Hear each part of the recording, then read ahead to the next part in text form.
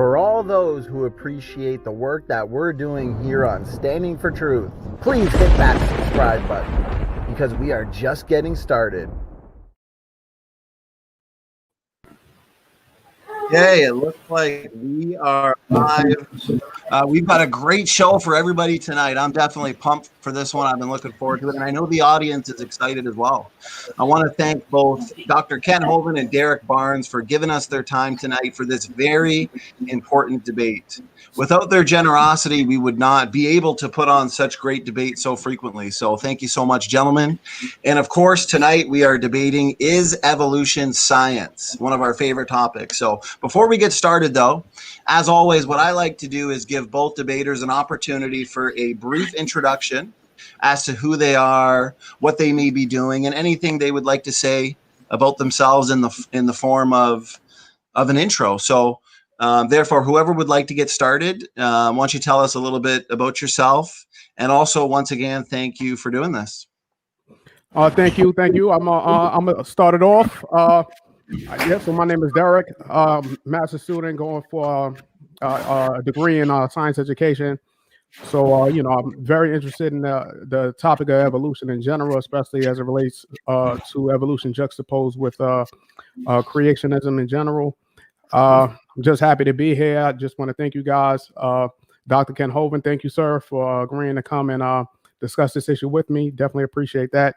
And I'm going to, for the people that's out there, I'm going to try to put some more content together. As you can see, I'm putting some content together, and I'm going to have a YouTube channel up. But just give me a little minute. Let me accumulate a little more. My studies is up and running right now, so I just got to find the time. But yeah. Awesome. I know the work never ends. So Derrick, thanks so much. And we'll definitely check into your YouTube channel. So Dr. Hovind, thank you so much for being with us again tonight. If you want to tell us a little bit about yourself, go ahead. Yeah, thanks for having me. My name's Ken Hovind. I taught high school science and math for 15 years.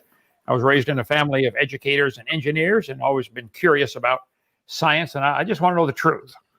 I don't care who's got it. I want the truth. And I think the truth is, it's real obvious. Somebody designed this world and the animals and plants stay the same kind. There is no evolution happening at all anywhere. Never has been. Evolution is a religion that people believe happened long ago and far away, but it's not part of science. I love science, and I think evolution is a great pollution in the science field and ought to be eradicated. Okay? Awesome. Well, thank you so much to the both of you. This is going to be awesome. We got a good chat tonight. I'll say to the chat, we will have a short Q&A following the discussion. Therefore, make sure you're tagging me. I'll do my best to look at the chat and save your questions, and we'll answer as many as we can. So that being said, we're going to jump right into the opening statements. We're going to have 10-minute openings followed by 5-minute rebuttals, and then an equally timed, respectful, and cordial discussion. One topic at a time, of course, going to be a lot of fun. And then we'll end it with, of course, a Q&A. So, Derrick, since you're in the affirmative, I guess we will start with you. And therefore, whenever you're ready, Derrick, I'll put 10 minutes on the timer. And I'll give you a 1-minute warning when you reach the 9-minute mark, just for you to start winding down. So go ahead. The floor is yours.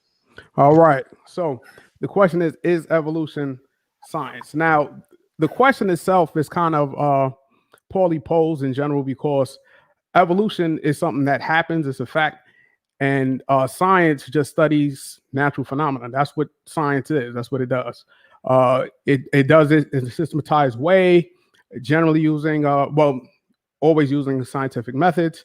There's various scientific methods, but in general, that's what typifies what science is. So it's a systematized study of natural phenomena. All right. We know that change occurs. I mean, evolution is just a word that means change. That's all it is. And even even if we're talking about, on the other side, like creationists, they believe, and Dr. Hovind could correct me if I'm wrong, that some form of evolution does take place. Even they label it microevolution. That's not a recognized term in the sciences, but they at least admit to microevolution. So evolution is just a recognition of change occurring. All right. Now, in the biological sciences, around 99.9% of all sciences accept natural evolution, and that explains the biodiversity of life forms on Earth. All right. 97% of all scientists in general, about 99.9% of biologists. Now, there was a study, or rather a petition that was signed, and it was put out by the Discovery Institute. And it asked how many scientists considered themselves creationists. And it was about 700 people that responded, hey, we're creationists and we're scientists. And that may seem like a large number, but I have it in my notes here. The National Center for Science Education, they went and did a different petition, and they called it Project Steve. And what Project Steve was, and you guys could look it up online, what Project Steve was it only asked for scientists whose names were Steve or some variant of Steve to answer whether or not they accept evolution by way of natural selection. And evolution in general, there's various evolutionary theories. So your natural selection is one, and so on and so forth. But natural evolutionary process, there was over 1,370 scientists just named Steve that accepted a natural explanation for the biodiversity of life on the planet. So clearly the consensus is in 99.9% of all biologists, 97% of all scientists accept evolution as a part of science, right? What I would imagine we will hear from the other side, some controversial issues in science saying, hey, they didn't get this right, or we got this wrong, or something along those lines. That's not an argument. Well, it's an argument, but it's not, it would be called the argument from ignorance. And so that's a fallacy. That's not even like a real argument. So I imagine we'll hear that. We'll hear something along the lines of gods or the gaps or something like that. I'd imagine I'll point it out if I hear it, and you could be the judge if that's what took place. But that's what I imagine is going to come from the other side, respectfully. I understand when there's things that you want to believe in, you'll try to rationalize that, but the evidence is in. The consensus is overwhelmingly in favor for evolution by way of some natural process, and natural selection being the predominant theory. But of course, natural selection works in conjunction with other evolutionary processes like punctuated equilibrium, genetic drift, so on and so forth. So that's in. The alternative to evolution is usually placed as like a black and white. You got it's either creationism or evolution. And I don't even, like I said, evolution is just a word that means change. It's an observed fact. And we can talk about all of the various species that we actually witness changing.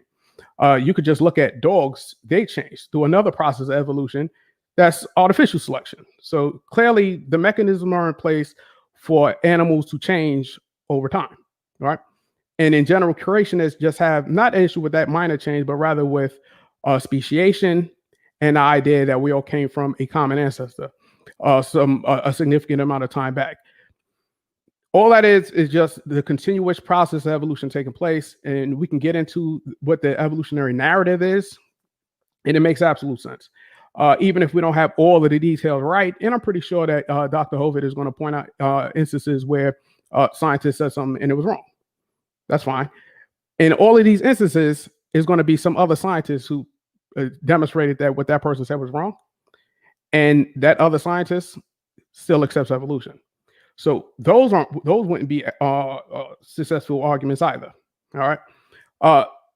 Fundamentally, when it comes to the question of what is the alternative to evolution, especially if you're talking about a physical process, because that's what science does. It limits itself to physical phenomenon. So evolution fits into that category because it's a natural physical explanation for the biodiversity of life.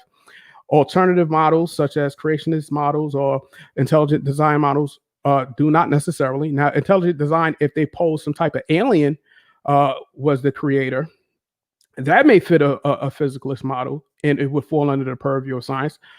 Unfortunately, for that alien to be there, they would have to get hit through a process of evolution. Unless you posit some type of supernatural explanation, in which case it's not science anymore. So the other alternative, of course, is God. And I have no problem with God. I wish there was a actual physical God that took place. That would be great. But from the definition of what God is, he seems to be an immaterial being. And we have examples of immaterial beings, such as concepts and numbers and stuff like that. And they are incapable of interacting with the physical world. They cannot. We have no example that we know of any immaterial anything actually interacting with the physical world. So if God is that immaterial being that supposedly created everything, it would be impossible for him to do it. So the idea of creationism, if that's the alternative, it's an impossibility if God is defined as that which is immaterial. Now, if it is claimed that he has some type of physical effect in the world, then the evidence of his effect in the world should be able to be demonstrated. I've never seen any good argument where we can justify scientifically that an immaterial being interacted in the world. We have no evidence of this. One other thing that I would like you guys to keep an eye out for before I close out, because I didn't need the full 10 minutes, but one other thing that I want you guys to keep an eye out for is it's called, the fallacy of poisoning the well. So if you label something a creation, then you automatically assume that it requires a creator. But that's just poisoning the well. You have to demonstrate that, and that's what you have to do. You have to demonstrate that what you're labeling a creation was created. If you can't do that, then calling it a creation is a fallacy of linguistics. So I'll leave it at that. Okay, Derrick, thank you so much for that opening statement. That was 8 minutes. The other 2 minutes, we can just throw right into the discussion portion. And it looks like from the chat, we've already got some good questions coming in. Just make sure you are tagging me, therefore I won't miss your question. Dr. Hovind, then you have 10 minutes. You are muted, Dr. Hovind, so just make sure that you unmute yourself before you talk. And whenever you're ready, I'll set the timer for 10 minutes.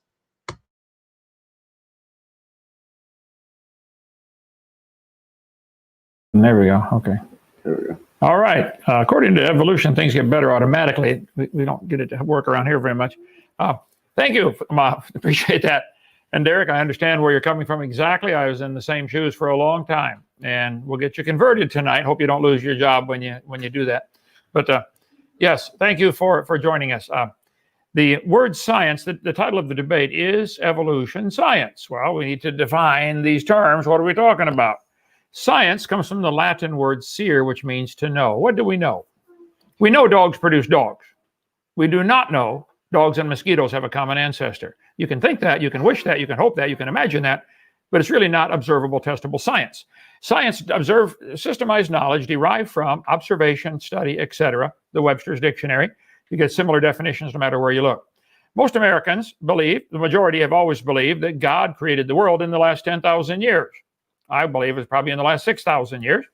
There is a small percentage that believes there's no God involved and it happened pure evolution. But your argument, Derrick, from majority opinion fails obviously in any court of law. It doesn't matter what most people believe. What is truth? But here's some of the test articles. I don't know where you got your information, but Huffington Post said more than 4 in 10 Americans believe in creationism. God made man in the last 10,000 years. Now, you're going to argue this is not the scientists, those who've been brainwashed. I mean, those who've been trained to study science. Okay. The percentage of Americans who believe God created humans 10,000 years ago has only decreased by 2 percentage points in 32 years. Figures rose from 9 to 19 for people who don't believe God had anything to do with evolution at all. So I think the evolution view is clearly in the minority. The rise from 9 to 19% is deceitful, Huffington Post said. The way the question was worded makes the number invalid. A question like, do you think God had anything to do with evolution, will make an atheist say no, since they don't believe in God, and make a believer say no, because they don't believe in evolution. So you got to watch how you word these questions. 1994 survey showed 46% of adults in the United States do not think humans had evolved from earlier species. They said this is startling because it's been a settled issue. Evolution's been a settled issue in science for 150 years. This is from a textbook. I'm surrounded by my library, which is loaded with science textbooks. I taught high school science for years. Washington Times, back at 20 years ago, said 55% of U.S. natural scientists believe in Darwinian evolution. You got to be careful what you mean by that word, evolution. Darwinian evolution? Science has a long history of teaching things that are wrong. I love science, but you have to be cautious. They used to teach the planets go around the Earth. geocentric theory. They used to teach bigger rocks fall faster than lighter rocks. Galileo proved that wrong. They used to teach if you're sick, you have bad blood, take your blood out, you'll get better. That's how George Washington was killed by his own doctors.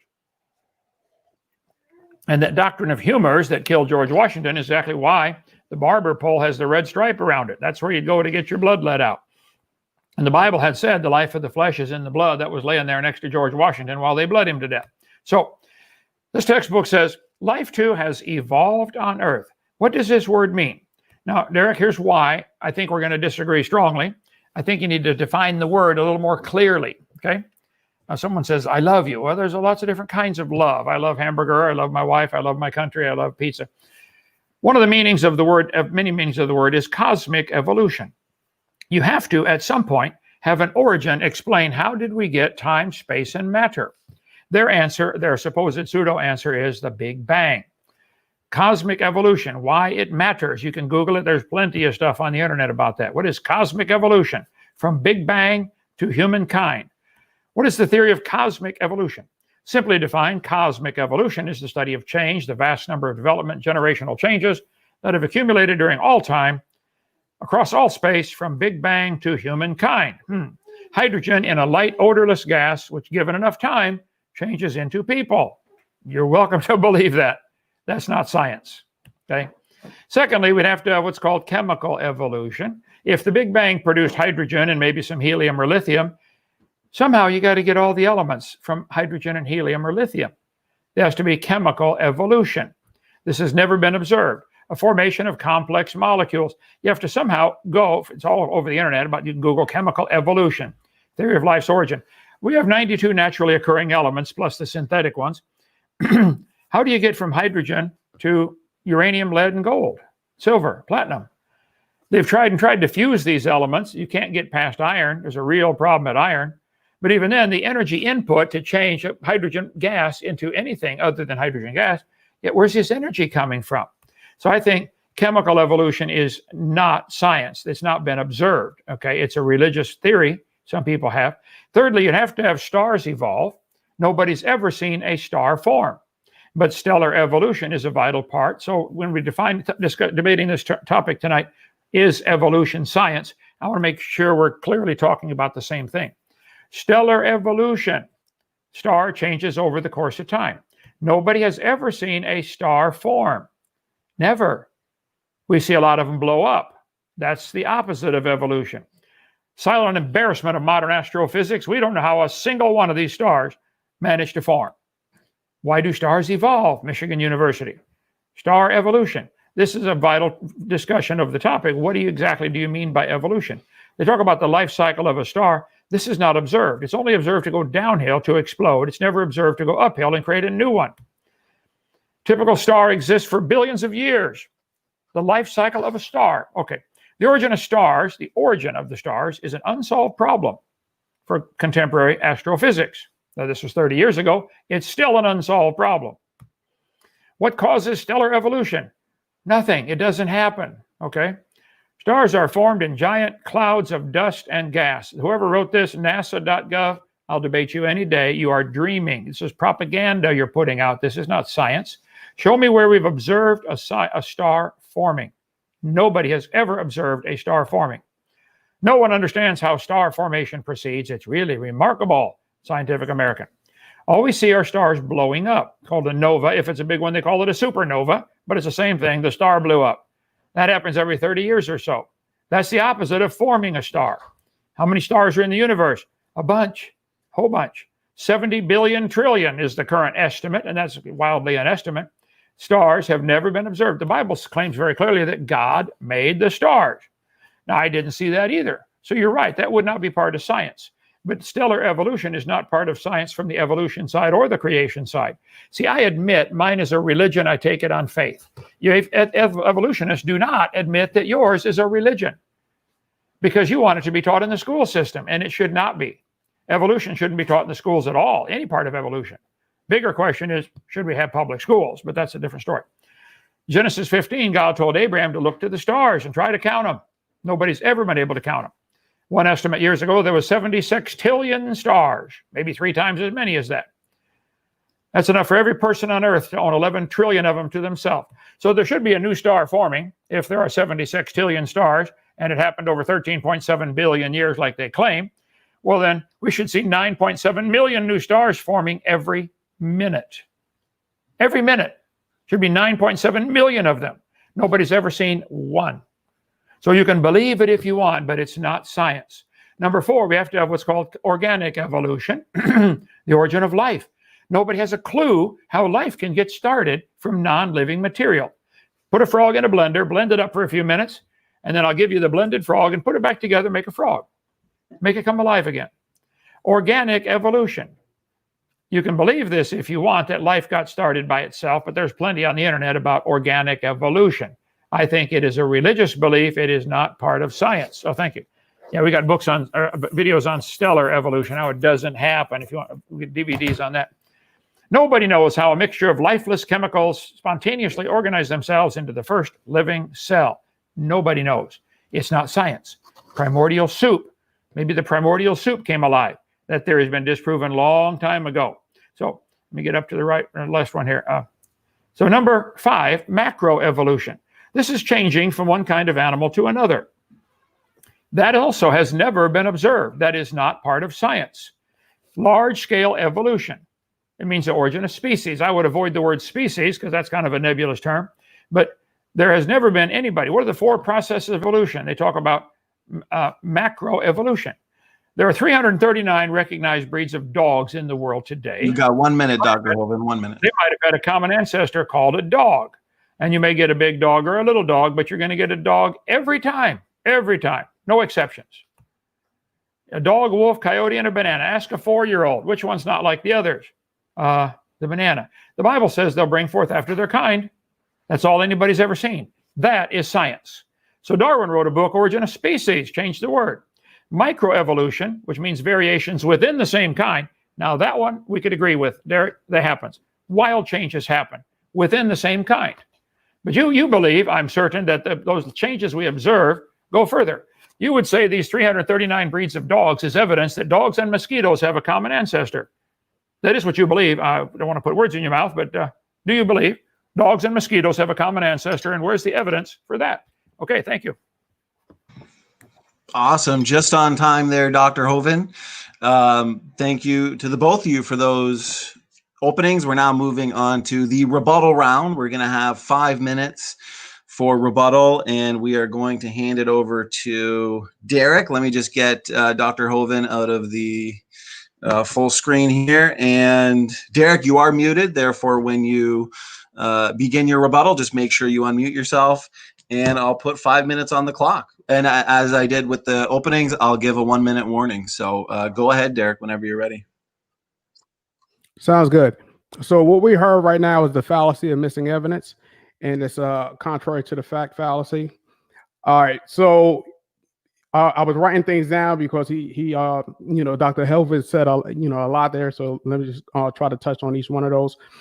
I was giving the opinion of experts. What Dr. Hovind did was saying that the general population do not accept evolution; they accept creationism. That's called the fallacy of popularism. So that's a logical fallacy. Also, he says that science in the past used to say that we came from like the star, the planets revolved around the Earth. Okay, that's the genetic fallacy. So it's not, what we used to know in the past about science has no bearing on what we know about science now. That's the genetic fallacy. All right. So the next thing he said was that, he mentioned the fact that in that same context, one of the things I want to point out is that we're not saying that we're supplanting, say, what we think now with this new science of creationism. Creationism has been around for 2,000 years and beyond, more than that. People thought that the world was created by the gods and stuff like that. We still have no evidence for that. So you can't point at what science used to think and say, hey, we changed what we believe now to actually believe this new thing, which we believe to be true. And then turn around and say, the new thing that we're going to discover is something that we already believe, the vast majority of us believe incorrectly for thousands and thousands and thousands of years. So, if you come up with a new idea, that would be great. So the heliocentric model won out over the geocentric model because the heliocentric model had the evidence for it. We have no evidence for the creationist model. We do have evidence for the evolutionary model, and we can get into the evidences for the evolutionary model. All right, now when it came to cosmic evolution, yes, that is evolution, absolutely. Because all evolution is change, and we know that the universe is changing. If you know about the Hubble Space Telescope, we can observe using standard candles that stars are actually moving away from us. That means the universe is changing, it's expanding, it's getting bigger, and we can calculate the rate at which it is moving away. Everything is moving away from each other, and just calculate that figure backwards, and we get to a point where everything was in one location, and that was the origin of the idea of a Big Bang. I personally accept the idea of cosmic origins, the model that Neil Turok proposes, which explains the imbalance between antimatter and matter particles. Of course, we know there's an imbalance there. Every pair was supposed to eliminate each other. The Neil Turok's model would suggest that as we're moving forward in time, our antimatter that wasn't annihilated at the origin is moving backwards in time. So that's how that's balanced out. It balanced the equation. If you think of a number line, you have -1, 0, +1 coming in both directions from the origin, moving in the infinite direction in the positive, but simultaneously moving in the infinite direction in the past. And so I'm that's the model I usually go with. He said that hydrogen changes the people. Yes, we know that takes place. Yes, stars are predominantly made of hydrogen. There's some helium and lithium, as Dr. Hovind mentions. But in the hearts of stars is a nuclear furnace that actually goes through what is called nucleosynthesis, in which hydrogen's atoms bond together to create helium. Those helium atoms bond together to create the heavy elements like the lithium and so on and so forth, the oxygen, the carbon, the stuff that we're made out of, up to iron. At iron, yes, more energy has to be put in, but forces of gravity do cause stars to explode. 1 minute. Producing the heavier elements. Okay, yes. So yes, we observe stars being formed in nebula. If you had a telescope, you can actually look in the Horsehead Nebula and actually see basically a nursery of stars in their various stages of development. So yes, we do observe that. What else did he say? That organic evolution. Yes. It depends on what you define as life. We'll get into that. But you have to, if it's science, it has to be a natural explanation. That's what science studies. It studies natural phenomena.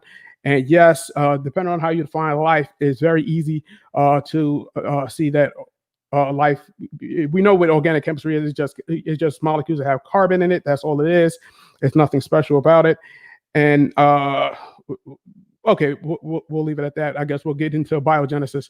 But yes, biogenesis is is an evolutionary process as well. Yes.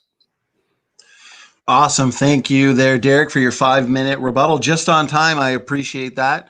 And also thank you to the chat for your super chat, super stickers, and great questions. You guys are superstars. We'll obviously be getting to as many of those questions as we can. Therefore, then just tag me, and we are going to be going into Dr. Hovind's rebuttal round. I'm going to get Derrick out of full screen here. And Kent, I will unmute you for you, and you can begin your rebuttal. 5 minutes whenever you're ready. Well, thank you so much, sir. Appreciate that. And Derrick, I appreciate your attempt at defending what I think is a completely defunct religious idea of evolution. I think you're on the wrong side, and you will find out one day for sure, hopefully before you die and have to face the Creator himself. You said so many things I'd love to take time to go through. Argument from ignorance, because the majority of scientists believe in evolution. I don't know where you're getting even those numbers that the majority of scientists believe, and you got who decides who's a scientist, but that's another story.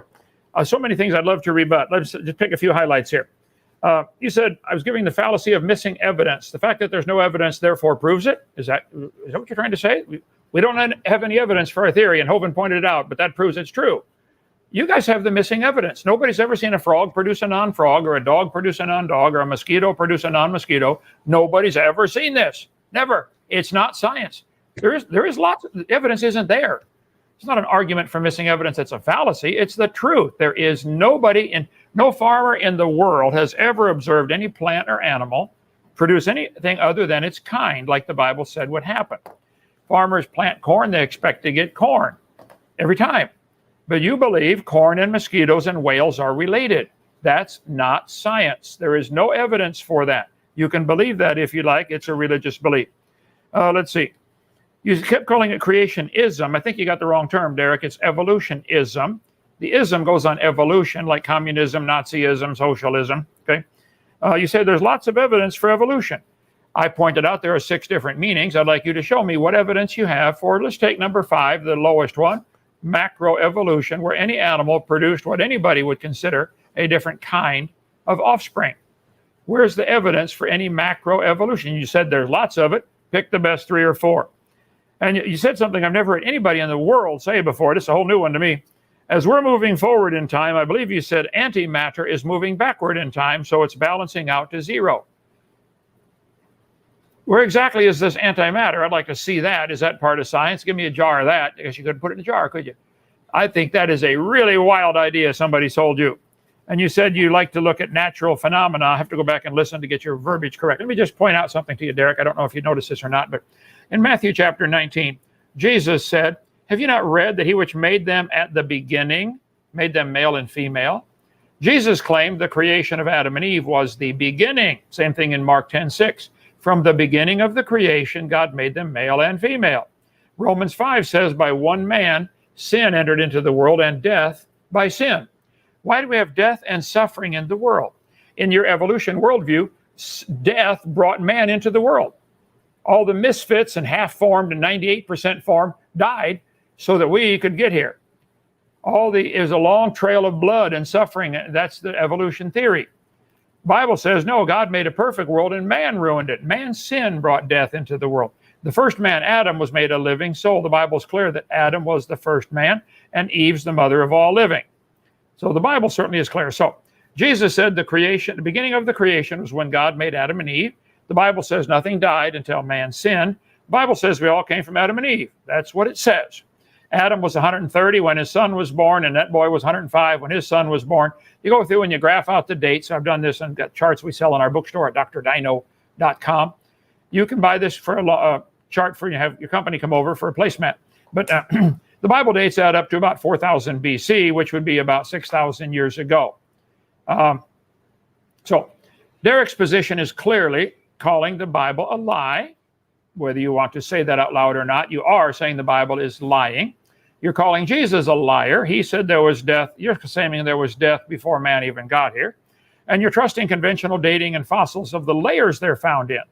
Derrick, there is no geologic column. I taught earth science for 15 years. I'll debate any evolutionist or geologist you know. This geologic column with the Cenozoic, Mesozoic, Paleozoic, Archeozoic does not exist anywhere in the world. It doesn't exist except the textbooks. They tell the kids the top layer is younger. Stop and think. Top layer is younger. Where's it coming from? Outer space? What do you mean the top layer is younger? No, all the layers. If I shake up a jar and it settles into layers, is the top layer younger? No, they were all in the jar at the same time. Anyway, how can the top layer be younger? It can't. It's not younger. It didn't come from outer space. So it's a fact the earth has layers of sedimentary rock. Now that's a fact. Evolutionist religion says they formed slowly over millions of years. That doesn't explain where the material's coming from. 30 seconds. 30 seconds. Creationist says these layers all got shuffled up in the flood. And you guys always try to erase that line between the two and make your interpretation part of the fact. The geologic column is actually the Bible for the evolutionist. You can only find it in the textbooks. There is no such thing as a geologic column. I think you've swallowed a bunch of baloney in your education. You start over, Derrick. Go ahead.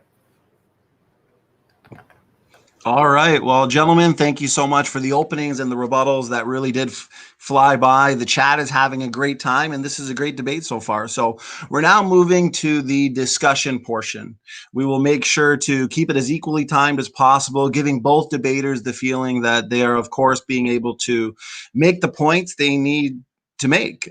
Since Kent just finished, why don't we hand it over to Derrick to start us off with a few points or maybe a question that he would like to ask Kent. So Derrick, the floor is yours. Just make sure you are unmuted and we'll go from there.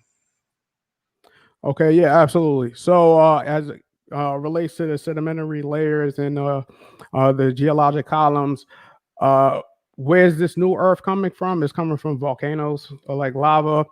And also, when volcanoes erupt, it belches out newly reactive chemicals and stuff like that was in the center of the Earth because it was heated. It pretty much, it's like it's new. And then once it's pushed out into the atmosphere and it settles, we have in this ash and in this volcano layer, we have radioactive elements in it. And then those get trapped in the soil, and we can date those to see which ones are newer based on the half-life. So that's how we can determine how old each layer is. Of course, we know about plate tectonics and how this, there's areas in the Earth where crust is submerging in. We know there's areas where new Earth is being formed. So that's how we know about the layers. And during earthquakes, a lot of these layers get exposed through cracks and fissures and stuff like that. So that's how we know that. Okay. Am I saying that Jesus is a liar? No, I believe he, if he existed, I believe that he believed what he was saying. That isn't to call someone a liar. That just means that they didn't have the right information. Do I believe that the Bible is holy and came down from God? No. And the reason why I say that is because there are many things in the Bible that we know to be untrue. For example, we know that the story of Moses parting the Red Sea.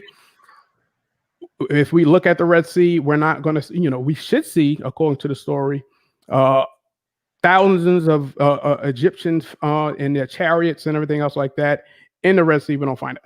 So that story did not happen. If you actually go to archaeologists and everything, anthropologists, they would tell you that the stories of there being 40,000 Israelites in Egypt moving in a line into the Sinai Peninsula just doesn't make any sense. As a matter of fact, the distance between that area, they're saying if you stuck 40,000, and it took them like 40 years to get from Egypt to the Sinai area. If you just put them in a line, 40,000 people, they will already be there. If you just line them up one by one, 40,000. So there wasn't 40,000 Israelites that was there. That's not true. Egyptians kept good records. They had no documentation, no recorded history of this event ever taking place. So that's not true. You also said actually, if you want to, maybe stop there, Derrick. That was about 2 minutes and 30 seconds. And no problem. We just want to. Yeah, it's not a rebuttal. It's not a rebuttal. Yeah, right. My fault. Yeah. Oh no, that's okay. We'll just make sure that it's equally timed and try and keep it to one topic at a time. So I appreciate that, Derrick. Therefore, Kent, you have about 2 minutes and 30 seconds as well. Like I said, we'll keep it equally timed. Go ahead. All right. Well, thank you. I'd like to point out the obvious, that lava coming from a volcano is not new material. It is recycled from, it was already here, Derrick. It just got melted and resettled. It didn't form new material. The Earth was all formed at the same time, whether it squirts out from the inside in liquid form and cools down. And there's several different types of rock. You're referring to what's called igneous rock. That's all volcanoes do produce. Igneous from the word ignite. It's been lit up on fire. Ash, volcanic ash, or lava, or pumice is igneous rock. This is not sedimentary or metamorphic rock. Well, it could be metamorphic if certain conditions. Okay, so then you mentioned so how you can believe that this is new material coming to the Earth. Does it, when a volcano blows up and settles layers, it doesn't make the Earth grow larger. These layers of the geologic column do not exist anyplace. There is no geologic column. All over the world, petrified trees are found standing up, connecting all these layers. You need to come visit Dinosaur Adventureland. And as far as the Red Sea crossing, if you want to pick on that, I believe the Bible is true. I'm not telling everybody that you got to pay for that to be taught in the schools, because you may not believe that. That's fine. I believe it's true. I don't think anything's ever been proven false. But I think the Red Sea crossing has certainly been proven true. At the south end of this beach, which is right on the Red Sea, this is all on my seminar, part 7. You can go to drdino.com and watch the question answer period. A pillar was found that was set up by King Solomon, 1000 BC, and it says on the pillar that this is the place where they crossed the Red Sea. And right there, they find an underwater land bridge. So it's 9 miles across. The water is about 900 feet deep. There's plenty of stuff about this. When they went scuba diving down there, they found human skeletons. They found chariot wheels. There's one right there. Chariot hubs, chariot cabs with no wheels on them. The Bible says God took the wheels off. I'm sorry, Derrick, you're behind on your research on that one. They did find the Red Sea crossing. They did cross. And Mount Sinai is over in Arabia. Sinai is not, the Bible says Sinai is in Arabia. It's not in the Sinai Peninsula. They didn't cross the Gulf of Suez. They crossed the Gulf of Aqaba, which is the other finger of the Red Sea. So there's the top. Mount Sinai, still black from when it burned. So watch my video number 7 where we talk a lot about this, or go to the website WyattMuseum.com. They've got a ton of stuff on there about the split boulder that the water came gushing out of. So I think you're mistaken. Anyway, you said, do you believe the Bible is holy? No. You think it's untrue because it's got untruths in it. Derrick, you're going to face that statement again before God one of these days, sooner than you wish. I feel sorry for you. I'd like to see you get converted, give your heart to the Lord. You're calling Jesus a liar. You're calling the Bible a liar, which is fine. You're calling billions of people on the planet, certainly hundreds of millions of people, liars, or at least stupid, uneducated, whatever you want to call it. So I feel sorry for you. Radioactive, we could talk a long time about that if you'd like. Let's see, home, radiocarbon dating. If you think carbon dating works, you are mistaken. The lower leg of a mammoth dated 15,000 years old, but the skin was 21,000 years old. How did that happen? Of course, that was in 49 when they first invented it. Back in 63, they took living mollusk shells and carbon dated them. They're 2,300 years old. They're still alive. This guy said if a carbon date supports our theories, we put it in the main text. If it doesn't entirely contradict them, we put it in a footnote. If it's out of date, we drop it. If they don't get the date they want, they drop it. Freshly killed seal was carbon dated 1,300 years old in the Arctic Journal. Of course, that's 50 years ago. Is it getting any better? The troubles of radiocarbon dating are undeniably deep and serious. You just watch my video 7. I cover all this, okay? Anthropological Journal of Canada said that. They took a living snail and carbon dated it 27,000 years old. It was still alive. Something is seriously wrong. Carbon dating, potassium, argon, rubidium, strontium, lead 208, lead 206. I'll discuss any of them you would like. All of them are based on the obvious assumptions that we can know the initial content, that we know the decay rate has never been changed, and we know there's been no contamination. It just isn't, it's not common sense. They dated human fossils, used 2 different methods. Said they should have been 250,000 years old. They said, wow, they're coming back 27 to 53,000 years old. What's wrong here? Well, even that was a 96% error in the dates that they got. So, Derrick, if somebody taught you to trust carbon dating, you really been bamboozled, okay? One part of a mammoth was 29,000 years old. Another was 44,000. They said in the last 2 years, we finally got an absolute date for the Gandong beds. As the interesting value of 300,000 years plus or minus 300,000 years. That's an interesting number. Living penguins dated 8,000 years old. Materials from layers where dinosaurs were found were dated at 34,000 years old. Interesting. So I could go for a long time, and I do, on video 7, seminar 7. It's 5 hours long, covering all kinds of things. When you date a sample of known age, carbon dating does not work. When you date a sample of unknown age, it is assumed to work. I feel sorry that you've been taught that stuff, and I feel sorrier that you have believed it, and I feel real sorry that you're teaching that to other people. That's simply wrong. Okay, go ahead. Okay, so what I'll do here, because Derrick, if you want, because I want to keep this as fair as equally time as possible, if you want, you can take 3 minutes so we can get back to equally time. And then after that, Derrick, if you wanted to maybe pick 1 or 2 points, and then at that point, we'll just kind of keep it more free-flowing and organic. So, Derrick, just make sure you unmute yourself, take your time, and then we'll go from there. Absolutely. So Dr. Hovind said the reason for those discrepancies in the dating, contamination. So yes, contamination does happen. One of the things we have to keep in mind is that the best people who are qualified to talk about radiometric dating, not just carbon dating, because carbon dating is only good for up to, I think, 50,000 years or something like that. But there's other radiometric dating in some of those Dr. Hovind mentioned, especially uranium dating and thorium dating.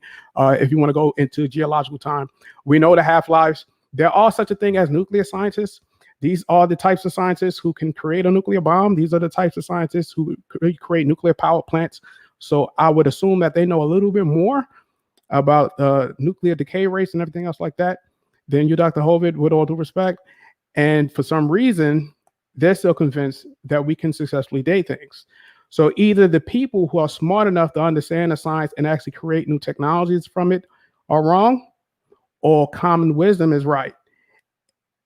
Excuse me, and common wisdom are right, or common wisdom is wrong, and the actual experts who actually can make technology from the science are actually the correct ones. I'll go with the people who can actually make the technology. That's where I will fall on that. What else did you mention? Oh, one other thing too. Who was Cain and Abel's wives? And how did they produce additional offspring? Did they have an incestuous relationship with Eve? That doesn't seem very holy or biblical. So clearly, the stories that are found in the Bible are not to be taken literally. Now, I'm not saying that we know for certainty that God does not exist. I'm not saying that. I'm not saying that if you accept evolution, you have to reject the wisdom that is found in the Bible. There's a lot of good stuff in the Bible. There's a lot of wisdom found in the Bible. But to take a book that was written thousands of years ago by human authors who did not know what we know about the world today and accept that in the face of real evidence and real technology that acts as proof of concept of these concepts that are being espoused by scientists, I believe is absurd. Now, I'm not calling anyone stupid. What I'm saying is that we, of course, grow up, we learn these stories, they touch our heart in some way. We like them, we want to support them, we want to believe in them. And I'm not trying to take that away from people, but it's just not factual. You know, you can still keep the good points to the Bible, you can still keep the wisdom, but don't treat the Bible as a history book. It's not historic. All right. Awesome. Just on time, actually. So this is perfect. Perfectly equally timed so far. We'll hand it over to Dr. Hovind. I know there's a couple points and I think a question in there from Derrick. So why don't we go from there? Go ahead, Dr. Hovind. Oh, thank you, sir. Yeah, appreciate that. This common question, where did Cain and Abel get their wives? This is a great, reasonable question. The first thing to finally become alive out of the primordial soup, the very first thing, who did it marry? You'd have to get two creatures to evolve to start life to begin with, and they got to be of the opposite sex at the same time in history over billions of years and in the same place. And they got to find each other and be interested. You got a whole bunch of problems on your side there, son. Anyway, Cain, the Bible says very clearly in Genesis chapter 5 that Adam lived 130 years and had Seth. Before that, they had Cain and Abel, but the dates are not given. Cain killed Abel. Cain ran off into the woods or whatever he left, wherever Adam and Eve were. And it says he knew his wife. But if you read the Bible, Genesis chapter 5, it says Adam and Eve lived after they begat Seth 800 years and begat sons and daughters. How many kids could you have in 800 years? A lot. You guys got how many in how many years? 2 in 1 year. 2 in 1 year, yeah. You get 2 at a time. Okay, so Jim Bob Duggar is a good friend of mine. 19 kids in 23 years, pretty good average. So I think in 800 years they could have a lot of kids. So no, Cain and Seth and Adam's children, Abel was killed, had to marry sisters. They didn't have to marry their mother. No incestuous relation. Now, there was no laws against marrying sisters until 2,500 years later when God gave the law to Moses. So it's not a problem at all. I think the evolutionist has the real problem when it comes to the origin of sexual reproduction. A gigantic problem, because neither one can reproduce by themselves, and both of them had unbelievably complex structures and ability, and it's way more. I taught biology and anatomy for years. It is really complicated. It's not just a simple thing to make a baby. On the surface level, yeah, but there's a lot going on behind the scenes to make this happen. This isn't common sense to say it just happened. You believe that the male and female came from a star exploding. I think the burden of proof is on you to prove such a thing. I think that's ludicrous. If you wish to believe those things, all you evolutionists can believe whatever you want. I don't care. But you don't stop there. You want everybody to be forced to pay for that dumb idea to be taught to everybody in the public school system. Now, that's where it becomes criminal, in my humble opinion. Go ahead. All right, so the origin of sexual reproduction, there's textbooks on that. It's not a difficult question to answer. We already have examples of living organisms on the planet that not only are asexual, but change from sex to sex. So this is not, like I said, we actually have living examples that give us a history more or less of how the sexual reproduction process evolved in time. Yes, so you can't get organic chemistry until you have carbon. Stars will have to explode. Well, first, carbon would have to be formed in the star first through nucleosynthesis.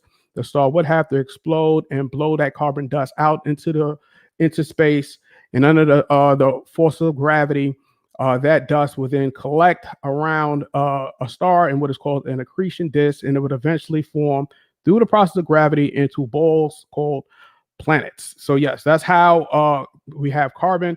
Carbon is pretty abundant around solar systems in what are called second and third generation stars. We know that our current solar system is either a second or third generation solar system, or our sun is a second or third generation star because it has an accretion disk. So we already know that. Now, how do you define life? Life, of course, is chemicals. In the case of life, organic chemistry, meaning carbon-based chemistry, that does a few things. Metabolizes energy. There's a lot of things that metabolizes energy. It also grows. There's a lot of things that grow, like crystals, which is inorganic. It respond to stimuli. There's a lot of things that respond to stimuli, such as photovoltaic cells. Those respond to stimuli.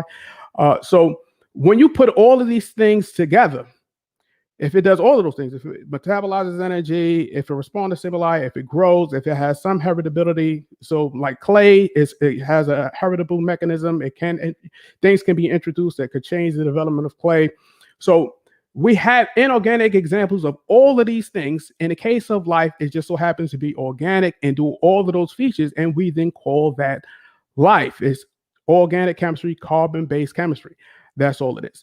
Now, according to the evolutionary model, of course, sexual reproduction did not just spring into existence. No, it began through a process originally called mitosis, where a single-celled organism will actually split into two daughter cells. All right. There are a ton of organisms on our planet that are still single-celled that split through mitosis. Sexual reproduction is not required. Now, one of the things that we've learned about bacteria, for example, is that, and this is a single-celled organism, is that it keeps splitting until it pretty much peters out. It stops splitting, and it can continue to live. But in order for it to reboot and start splitting again, it copulates with another bacteria where they actually exchange genes. When that process happens, then it can start splitting over and over and over again. So it begins like that. So the sexual process actually developed from single-cell organisms who copulate to continue to split through mitosis. Real simple, is laid out. We have real-world examples of single-cell organisms that behave in this way. We observe that, and then we use induction to bring us back to the logical conclusion that if multicellular life came from a single-cell organism, we have examples where, like for example, there are snakes that change sex, there's frogs that change sex. There are some animals that reproduce without the opposite sex even being present. So we have these examples. So it's no big mystery.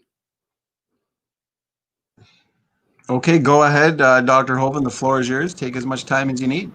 Well, yes, sir. Thank you. There's 50 different points I'd like to make here.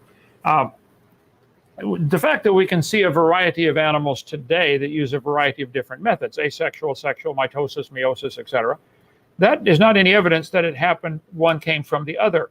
The fact that some animals can reproduce either way, they can reproduce with or without a sexual partner, that's, I would think, an example of great design. In case something happens, the population dwindles down in a certain area where there's only one left, they can still go ahead and keep the race alive. The Bible says very clearly, 20 times in the first 7 chapters, that the plants and animals will bring forth after their kind. Do you know of any examples that you can show us that we can observe where, let's take something with a very short life expectancy or short generation time, like bacteria? Certain bacteria, you could they get born, grow up, get married, have babies in 20 minutes. So you can get a whole bunch of generations in one day. One person could observe this colony of bacteria over the equivalent of many, many, many thousands of generations, which would be maybe millions of years of human, since we get 16 or 18 or 20 years before we reach sexual maturity and typically reproduce babies.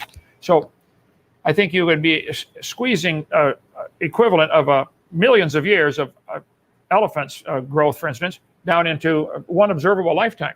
All they've ever observed in the laboratory with all the experiments done with bacteria is they're still a bacteria. They might be resistant to some heat better than the others, resistant to certain diseases, but it's still a bacteria.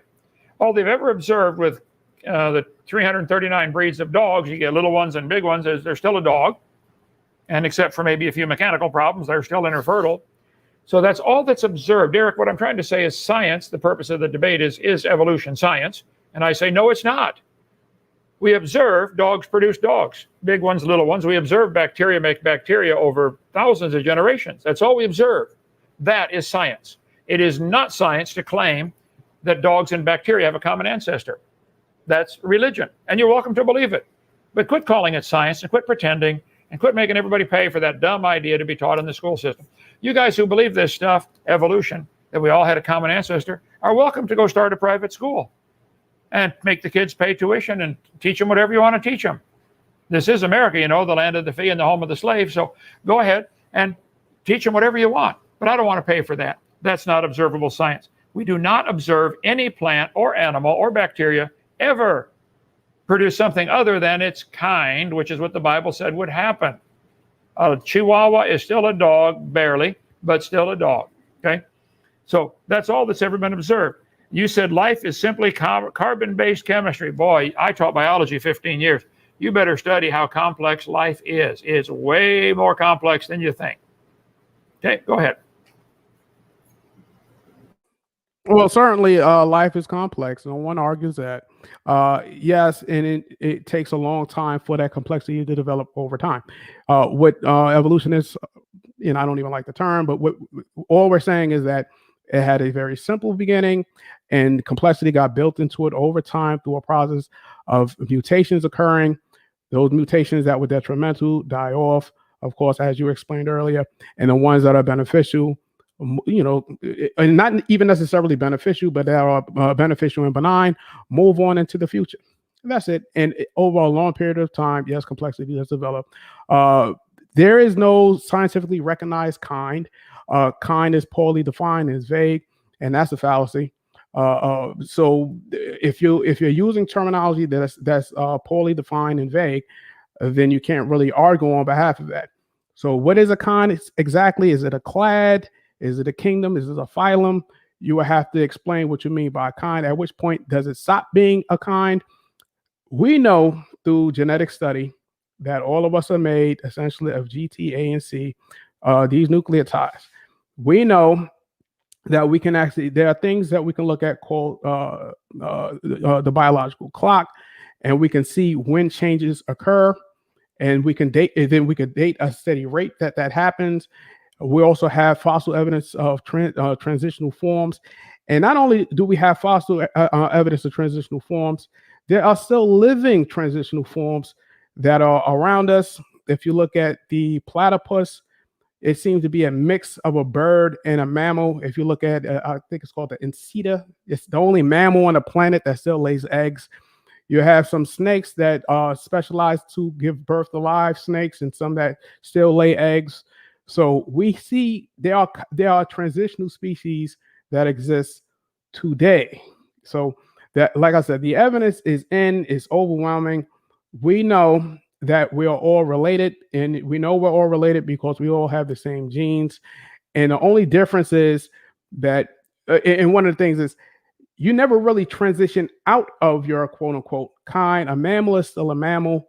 A mammal is still an animal is still a eukaryote. So all of these things is inherited as we move up and gain more complexity. So please define what a kind is.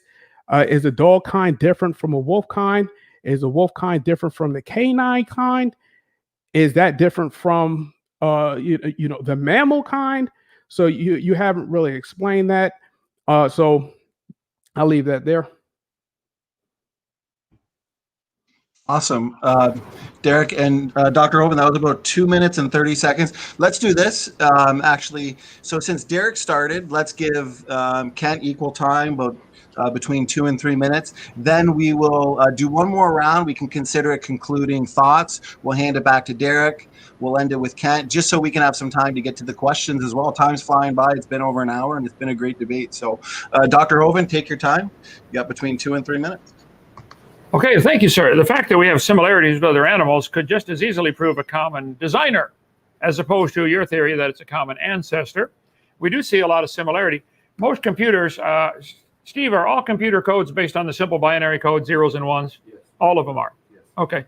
Well, the code, CATG, that you refer to in the genetic code of all life forms is quaternary, not binary, which is what, 16 times more complex. Just the code, the base of the code. The fact that we see a lot of similarities between Microsoft PowerPoint and Microsoft Word, I would guess there are probably hundreds of thousands of identical lines of code in Microsoft Word and Microsoft PowerPoint. Does that prove they both evolved from Morse code from an explosion in a print shop? No, people are designing these codes. There's full-time people. That's all they do all day long is write codes. It takes intelligence to do this. And the codes that we use, the binary code, is simple, 0 and 1. That's it.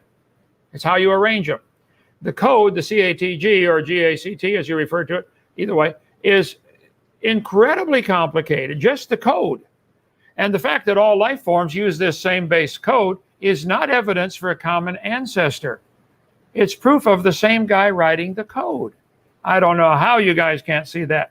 Anyway, I'm real curious to get questions from the audience here to see what we get. I think I'm getting absolutely nowhere with Derrick, but keep studying. Let's all keep climbing the mountain of truth, and I'll be waiting for you at the top, Derrick. Okay. Awesome. Well, I just want to say thank you to the both of you for making this a fun, respectful, cordial debate, incredibly easy to moderate. So let's hand it over to Derrick for your response, and maybe at the same time, Derrick, kind of wrap up your thoughts, address any points you feel like you want to address, and then we'll hand it to Kent, and we'll get into some good questions. So go ahead, Derrick.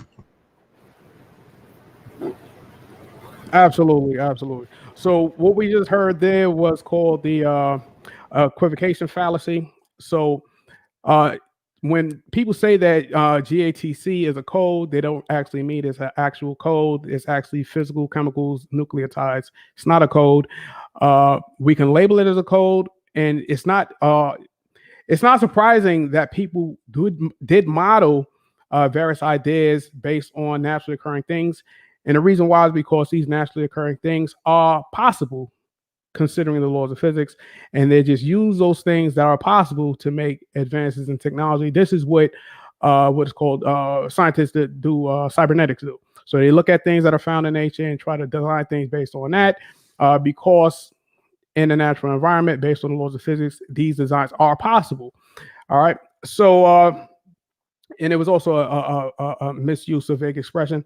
Let's talk about the idea of evolution, which is really the idea of emergent biology, a science. Does it use the scientific methods to reach this conclusion? Yes, it does. Does it concern itself exclusively with the physical and natural world? Yes, it does. Does it explain the mechanism that brought life into existence? Yes, it does. Is it open to revision? Yes, that's a hallmark of science. Does it have any verifiable evidence to support it exclusively? Yes, it does. And is it logically possible?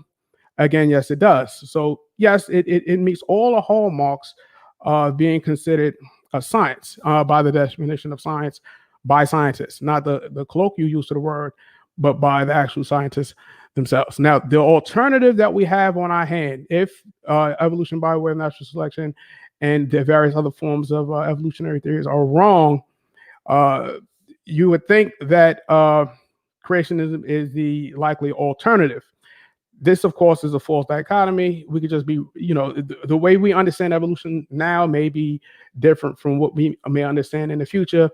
So there are many scenarios or natural explanations for how we can get here, even if the scientists are wrong.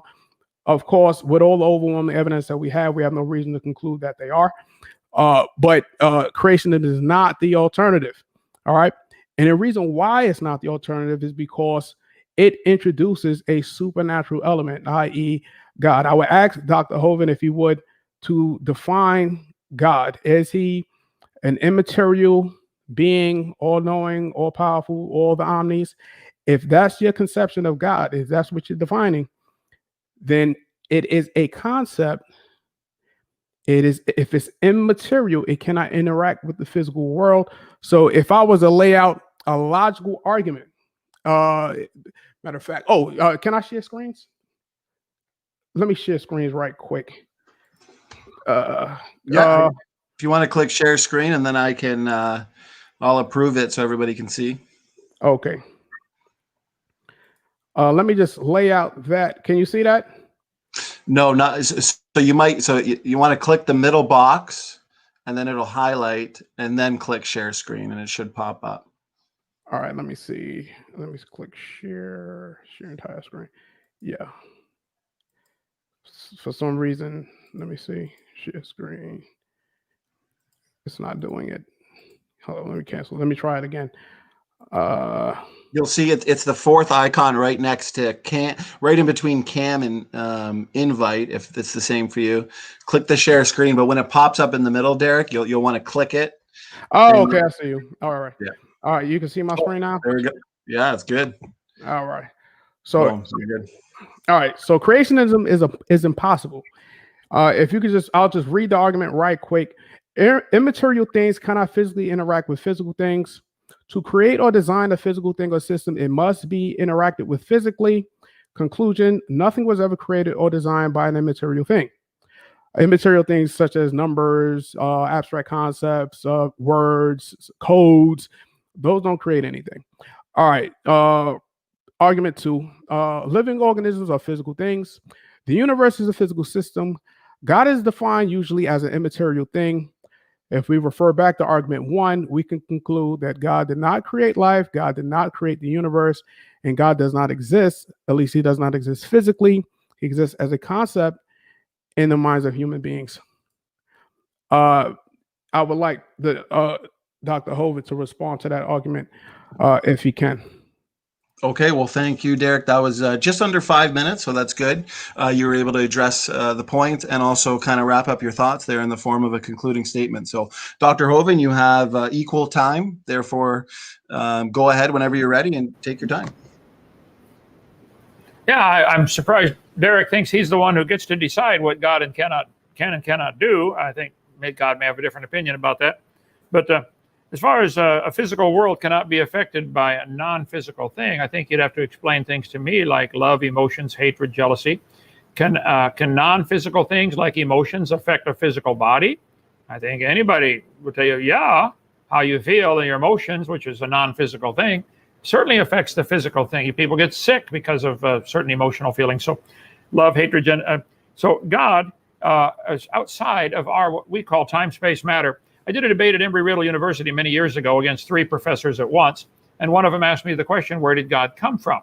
You can Google Where Did God Come From by Kent Hovind. It's got over 70 million views altogether. My 2-minute answer, it's only 2 minutes long. The question assumes that God is limited by the things that we are. Derrick, I don't think you have the right concept of God in your mind. If you think that God, if he happens to be immaterial, therefore cannot become material, like i.e. God becoming a man, Jesus Christ, or God creating out of nothing, actually creating just by speaking. He can speak things into existence. Let there be. That's all through Genesis chapter 1. So the God that I worship is not limited by time, space, or matter, and I think that's your problem.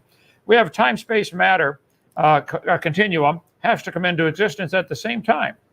Time, which is a trinity, past, present, future. Space, which is a trinity, length, width, height. You can't have just 1 or 2. You got 1, you got 3. And matter, solid, liquid, gas, have to come into existence in a certain order. Time, space, matter. The God who created them is outside of them. He's not limited by time. This is not 2020 in heaven. God's not waiting for the election this November. God's already standing at your funeral. He knows. He's already there. He's outside of time, space, and matter. That's the God that I worship anyway. He's not limited by any of those. Now, do I understand all that? No, I don't claim to. I freely admit mine is a religion. You do not, and you should, you do not freely admit that evolution is a religion. You believe mosquitoes and whales have a common ancestor, which was a rock, which came from a dot of nothing exploding. That's a religious belief. I think an extremely dumb one, but you're welcome to it. I just resent having to pay for that to be taught to the kids in school. That's not part of science. You mentioned so many things. That evolution is a science. Yes, it is. Does it explain life? Yes, it does. Is it verifiable? Yes, yes. You went through all this like it's some kind of checklist. None of them are true, Derrick. None. We need to have another debate and settle each one of those one at a time. Tonight, the topic is evolution science? I stand absolutely not. Evolution is not observable. It's not demonstrable. Nobody's ever seen any animal or plant produce a different kind of offspring. Never. You can believe it if you want. Go ahead. Awesome. Awesome. Just on time. Okay. I want to thank both you gentlemen for a great debate. It's flown by. We've also got some great questions from the audience. So we'll get through as many of them as we can.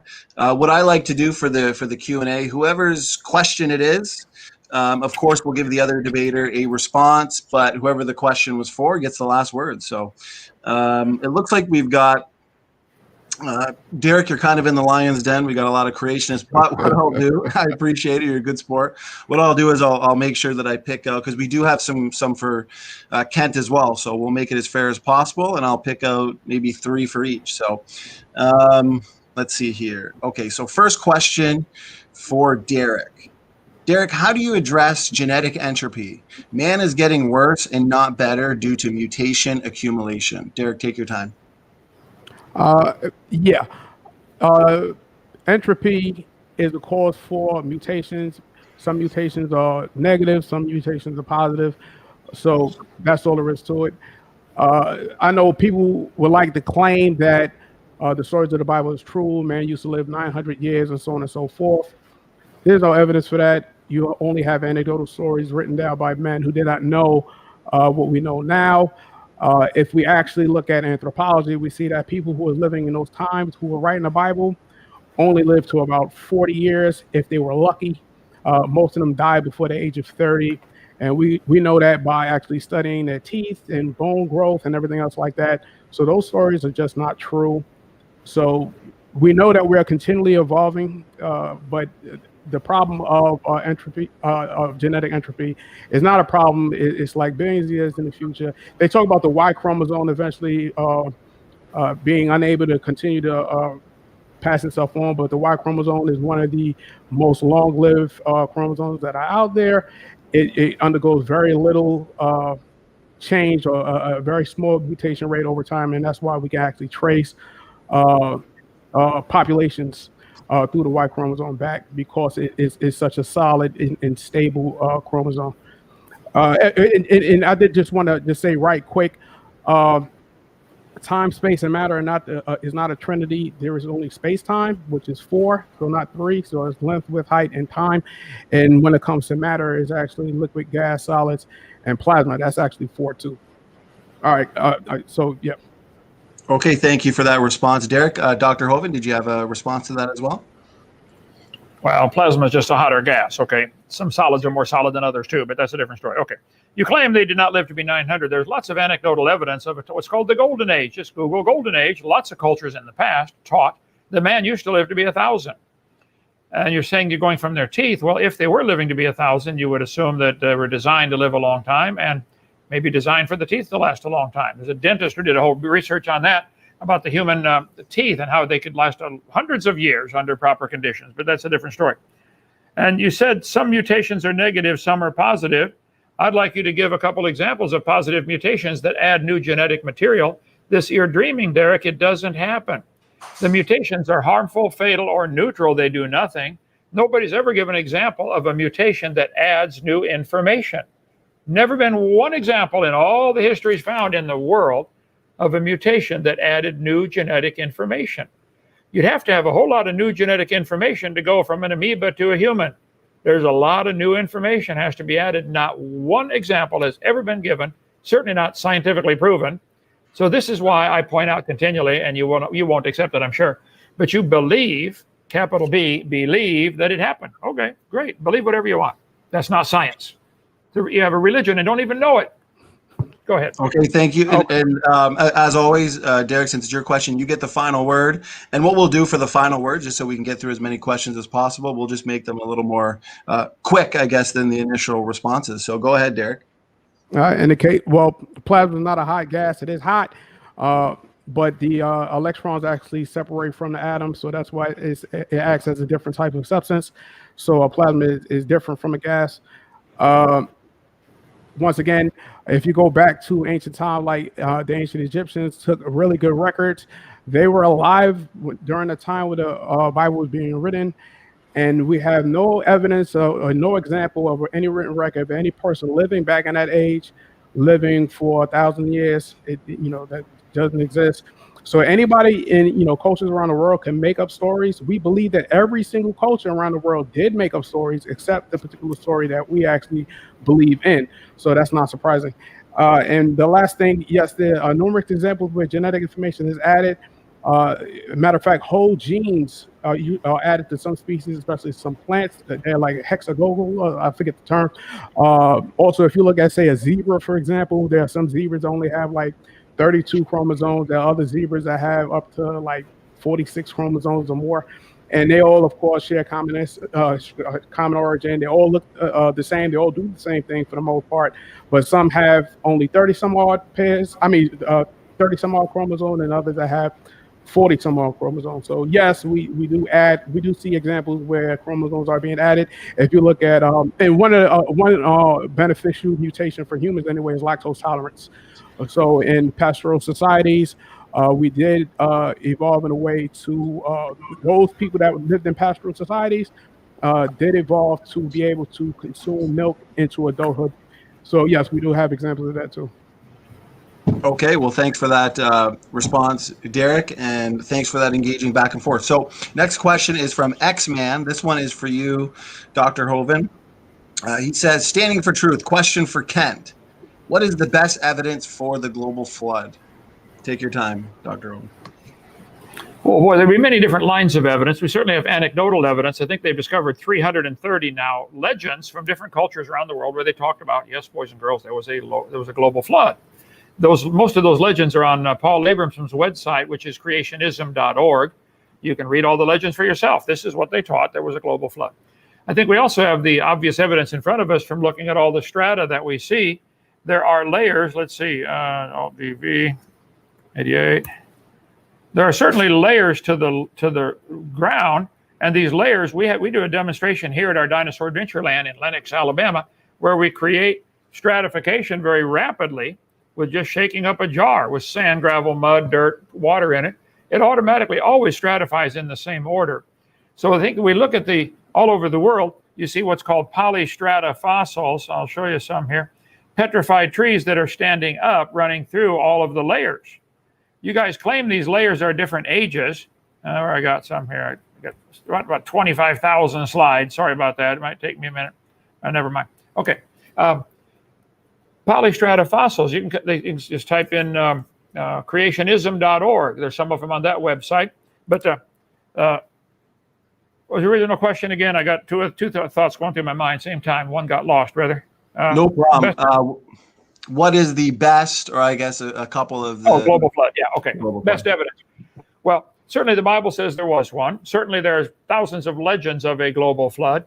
Thirdly, we have stratification all over the world that is not from volcanoes. There's a layer of gravel. I live in Lenox, Alabama. We purchased a gravel pit that they mine gravel out of for 50 years. There are 7 layers of gravel right where we are that go all the way to North Carolina, North Tennessee, and South Florida with thousands of gravel pits digging out of these same 7 layers. And they're rounded rocks. The rocks are rounded off. They call them river rocks. No, these were all tumbled during the flood with the tide going up and down. Come take the tour of Dinosaur Adventureland. I gave a bunch of tours today.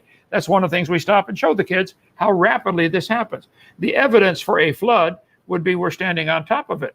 The rocks, the gravel, the sedimentation, the continental shelf. If there was a global flood, watch my video number 6. I cover that for 2 hours, the evidence of a flood. It'd be a lot quicker than in a debate here. But certainly, Jesus believed in Noah, and Jesus believed in the flood. And I happen to know him personally, and I believe he's right. I think anybody else is lying. Go ahead. Awesome. Thank you, Dr. Hovind. And Derrick, of course, if you'd like to respond to that question, go ahead. Sure. The reason why there's a ton of local flood stories is because human societies need fresh water. We can't drink salt water. So people, when they formed in the past, especially, did not form along oceans. They didn't form up in the mountains. Well, they could form in the mountains to get glacial ice, or snow. In high elevations, it has more fresh water that accumulates on mountaintops. So you do have some societies. Those societies don't have local flood stories. They don't. And if the flood story was true, then they would also have those stories. Those societies that formed in mountains, in mountainous areas, in high elevation, and which gave them access to fresh water, they don't have those flood stories. And if you actually look at the local legends of these, the people who had to be around rivers and lakes, and lakes are of course fed by rivers, and sometimes during different seasons they will flood locally, which explains why they will have a flood story. If you ask them when did their flood story take place, they all come at different times. So it's no consistent story saying that all these floods happen at the same time as described in the Bible. That's just not true. One other thing as it relates to, because we actually spoke about Dr. Hovind mentioned the petrified trees. Petrified trees are dead. So yes, a dead tree, if it has been petrified, can stick out and layers can form around it. That's no problem. And one other thing, sedimentary rock is just pulverized igneous rock. And of course, it can be, again, compacted again, and like sandstone and stuff like that. But what they tend to have is radioactive elements in the atmosphere gets trapped in those layers. When it gets compacted, that's what scientists test to try to determine the age of that sedimentary rock. And that's how we can tell that geological strata do exist. So, okay, well, thank you for that response, Derrick. And of course, Dr. Hovind, since it's your question, you get the final words on that one. Well, he made a statement that mountain civilizations don't have flood stories. He didn't back that up with anything other than his word that this is true. I would check out creationism.org, where all the flood legends, 330 of them are listed. It wouldn't matter. That's not my proof for a local flood.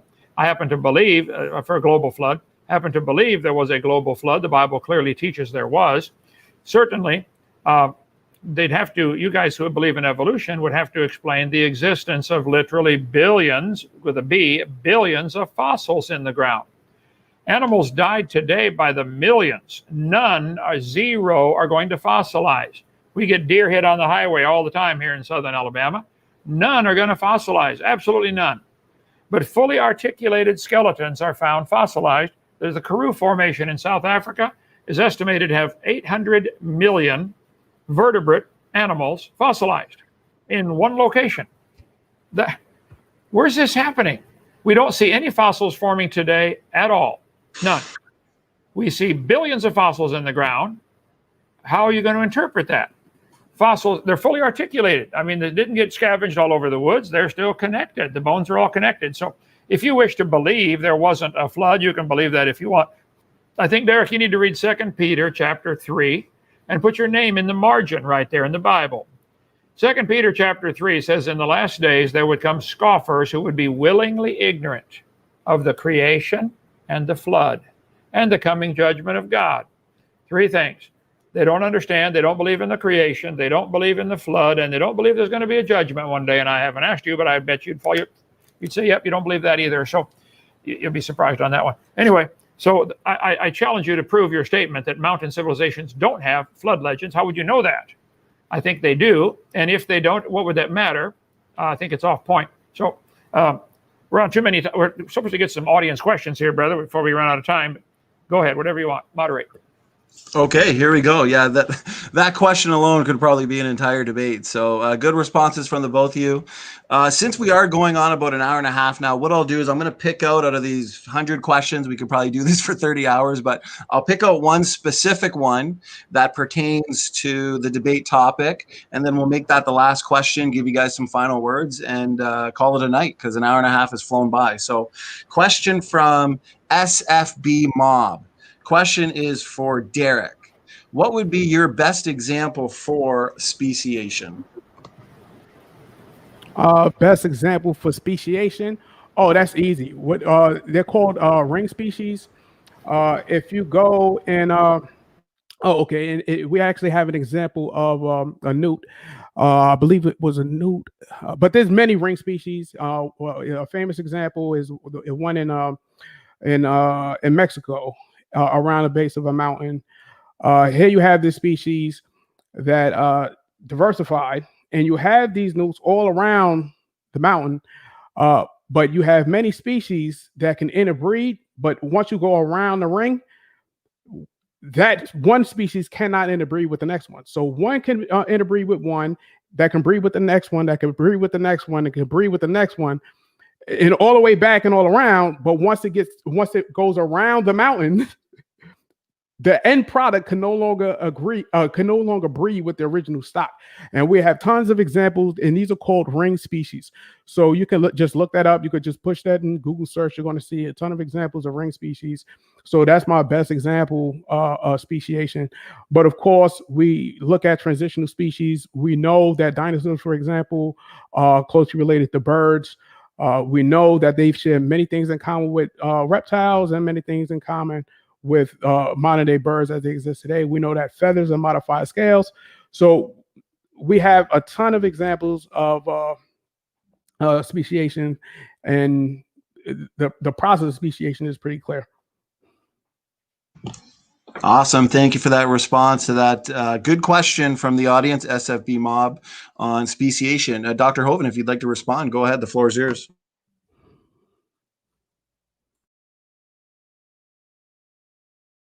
Right. Okay. On the opposite sides of are we muted? No? Okay. On the opposite sides of Grand Canyon, we have two different squirrels, the Abert squirrel and the Kaibab squirrel, considered a ring species. That's an example. They're both still squirrel. We got stuffed ones right up above my head here, up in our science center. Come on down, visit. We got a huge taxidermy collection here of maybe, 8 or 10 different varieties of squirrels. Okay. They're still a squirrel. And the ring species, after they get around the mountain, and the two that went around can no longer interbreed, they're still the same kind of animal. Somebody might decide to call it a new species, but I think every 4-year-old would say that's a squirrel and that's a squirrel. It is not proof that mosquitoes and whales are related and they all came from a rock, which came from a dot of nothing. So you're dreaming to believe that ring species is evidence for evolution. The best example of speciation that you gave, I would avoid the word speciation. That's a man-made term. Who's deciding what's a species? I think the Bible's very clear they will bring forth after their kind. And it's pretty obvious that a Kaibab squirrel and an Abert squirrel are the same kind of animal called a squirrel.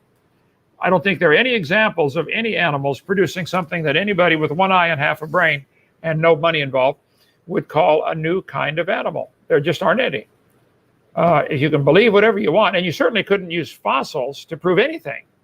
If you find a fossil in the dirt, all you really know is it died. You couldn't prove that fossil had any children. You couldn't prove it had children that lived.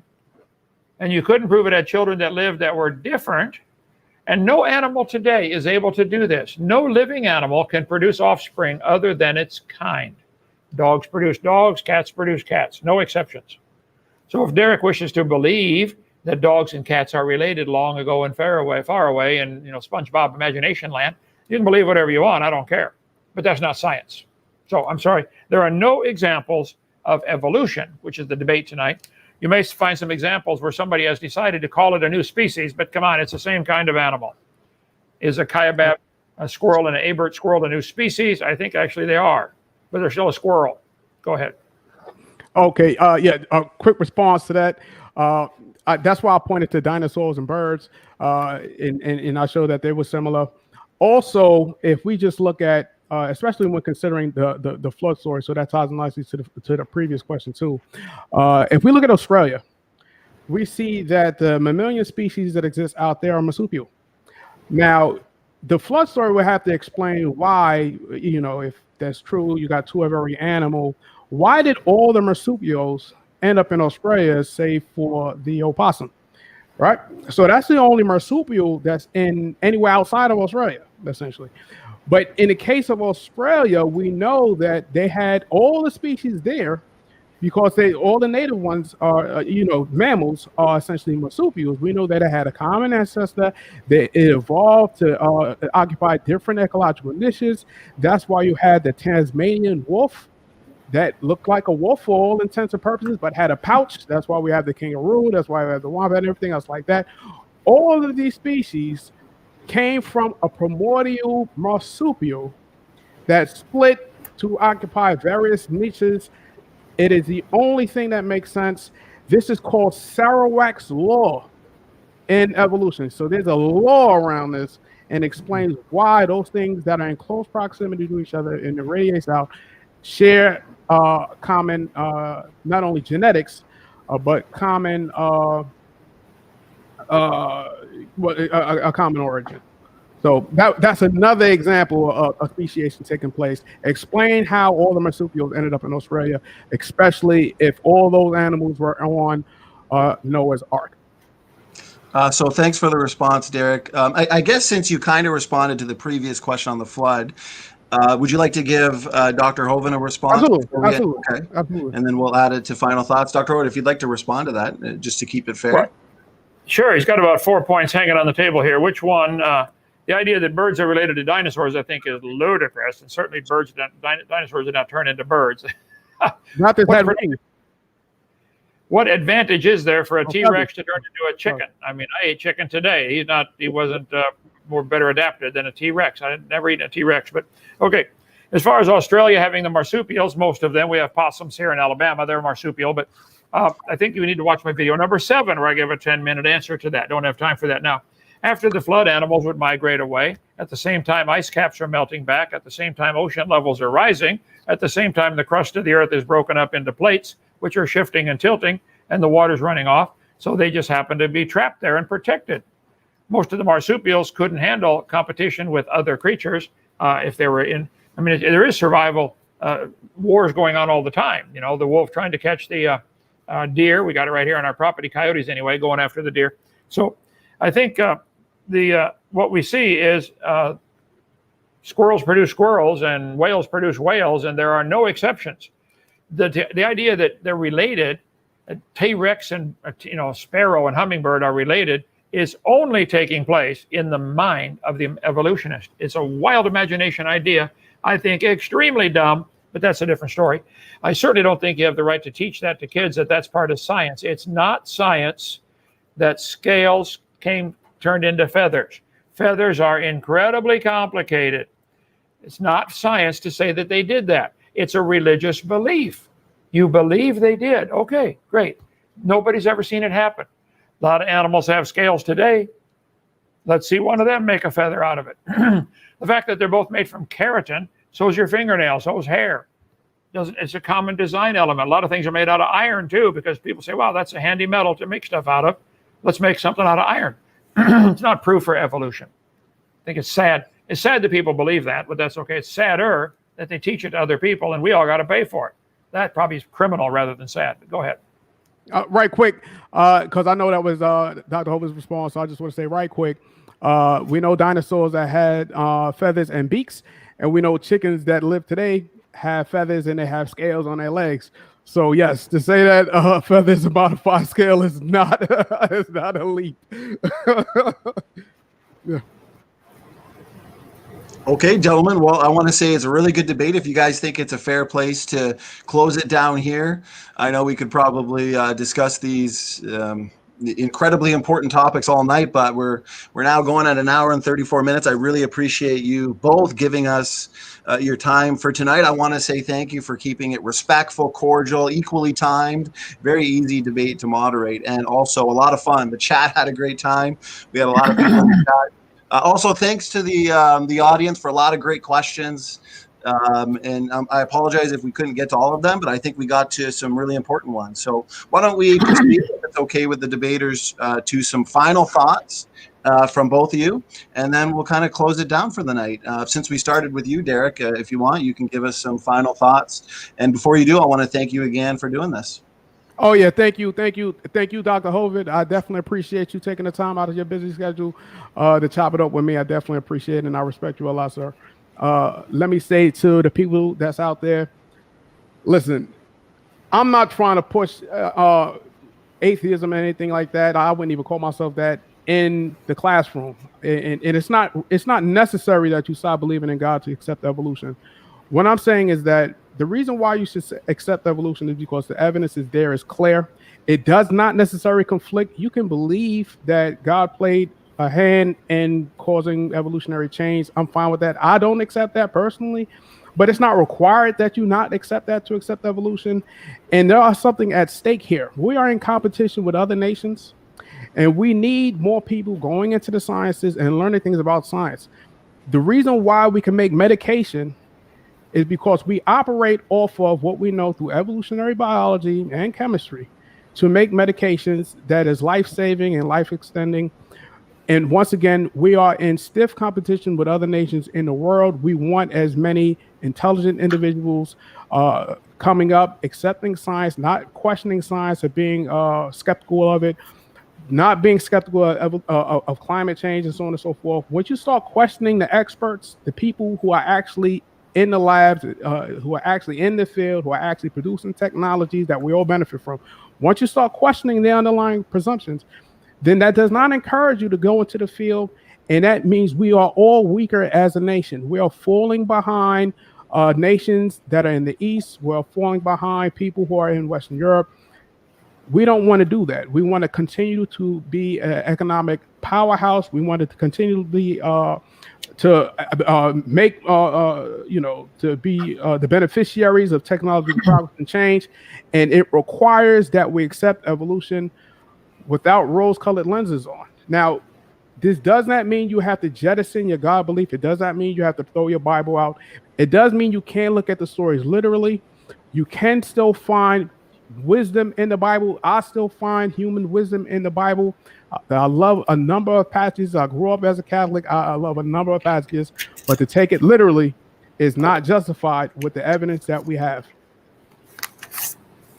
Well, thank you for those final words there, Derrick. I want to thank you again for the debate, and over to you, Ken Hovind, for some final words as well.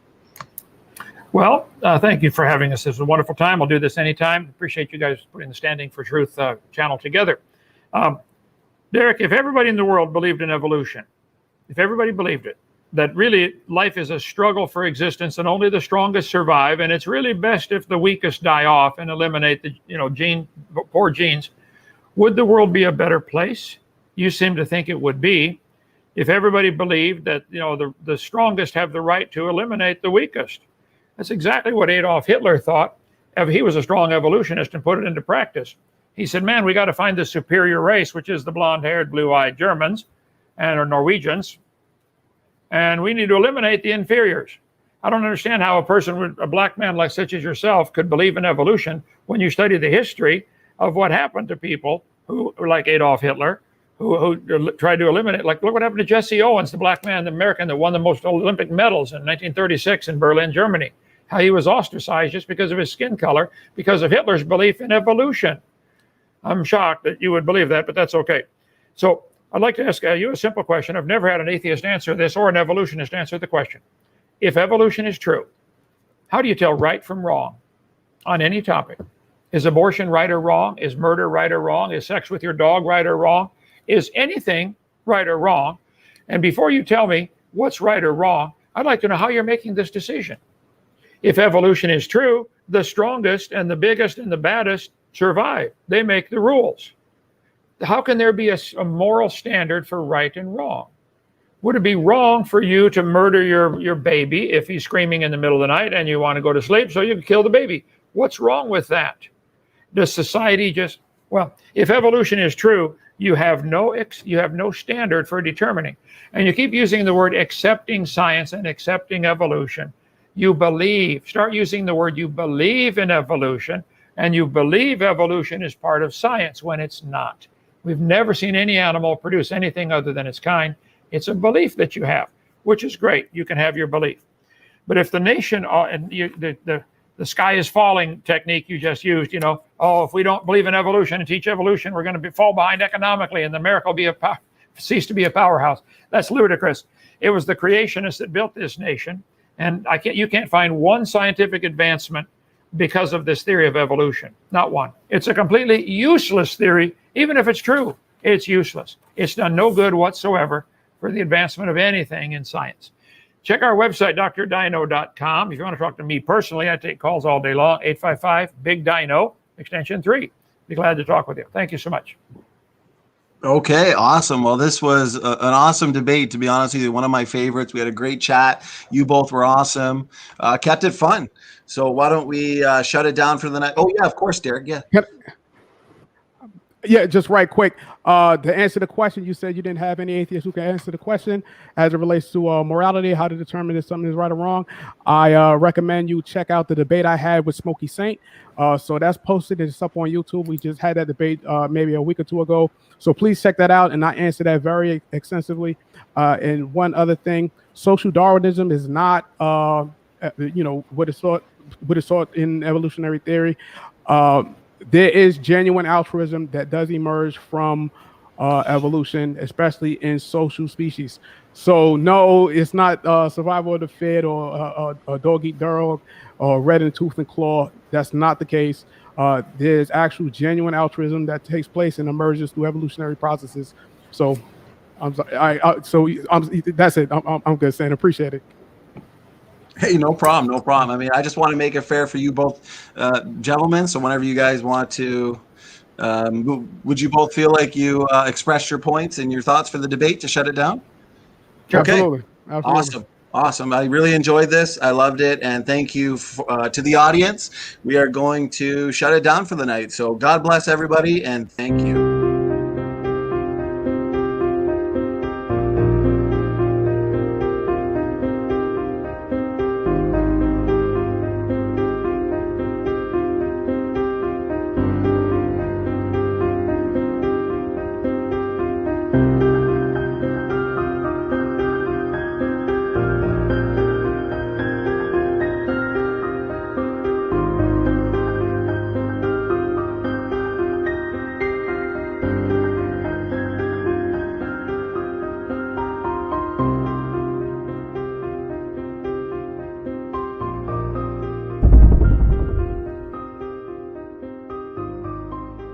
For all those who appreciate the work that we're doing here on Standing for Truth, please hit that subscribe button.